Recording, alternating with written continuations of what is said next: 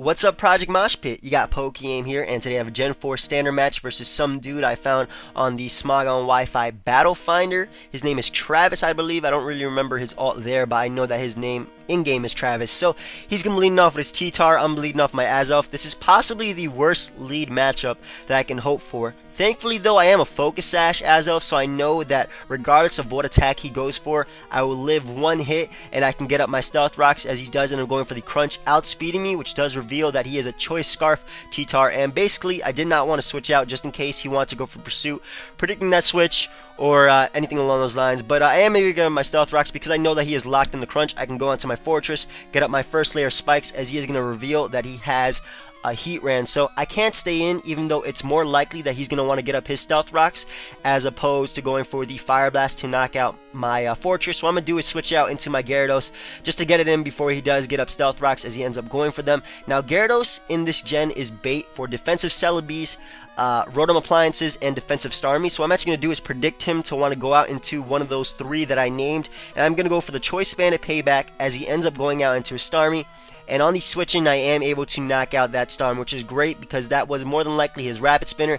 And now my hazards are here to stay. So now he's going to go out into his Shaman. I definitely cannot stay in. Don't want to take a Leech Seed. I'm locked in a Payback, which won't be doing too much because I'm pretty sure I will be able to outspeed him. So what I'm going to do is switch out into my Celebi as he ends up going for the Seed Flare. And unfortunately for me, he does end up getting a crit, which kind of sucks, but at the same time, though, I'm actually grateful for him getting that crit and not a Spadef drop, because now I know that I can take an HP Fire from this Shaman and either get off my own HP Fire or get off a U-turn or a Recover. Now what I'm actually going to do is predict him to want to go out into his Heat Ran to take or absorb rather my predicted HP Fire, that way he can get the Flash Fire boost. So what I'm going to do is go for the U-turn as he does end up doing just that, and I'm going to go right back out into my Gyarados. Now my Gyarados is actually adamant, so it doesn't outspeed his Heat Ran if it is running max speed, but I figured by me going out into Gyarados and it being at this low HP, it would be bait for him to want to go for the Explosion. So what I'm actually going to do is double switch into my Rotom Wash form, which is a Ghost type this gen. It's not Electric and Water, which means he did go for the Explosion and he pretty much just sacrificed his Heat Ran because like I said, I am Ghost type, so normal types don't hit me.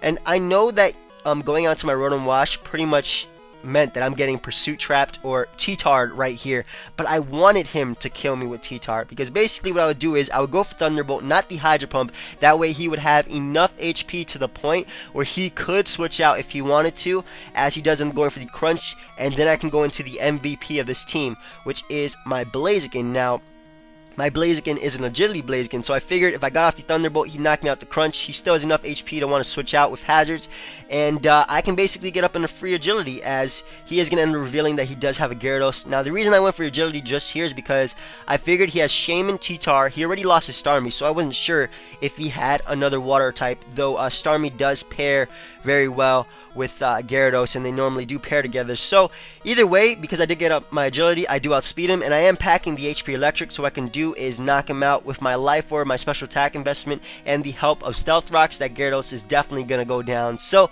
he's kind of in a predicament right here because from what I've seen so far, he has Shaman and T-Tar, and he's about to reveal his last, which is a Scizor. And basically what he wants to do is just go for the BP just to get enough damage to the point where he thought I would go down to Life Orb and Sam. That's not going to be the case. I can go right for the Flamethrower after taking his BP. We don't want to miss, so we don't use Fire Blast, so I do go for the Flamethrower. I am able to knock him out, and I'm actually going to be able to survive the recoil from the Life Orb plus the Sandan, which means I do get off one hit left. So he's going to go on to a Shaman. I thought that if he had Protect, he would reveal it right here, but it actually turns out his Shaman isn't packing Protect, which means I can go right for the Flamethrower and knock him out. At the same time, though, it is going to be a double down because my Blaziken is going to go down, but Blaziken pretty much did work. It took out 3 Pokemon, so yeah, I definitely want to try this after getting smashed by my boy Dan by a similar Blaziken to this. So yeah, I am able to knock out Shaman. He's down to his last Mon, which is his T-Tar. I can go onto my Gyarados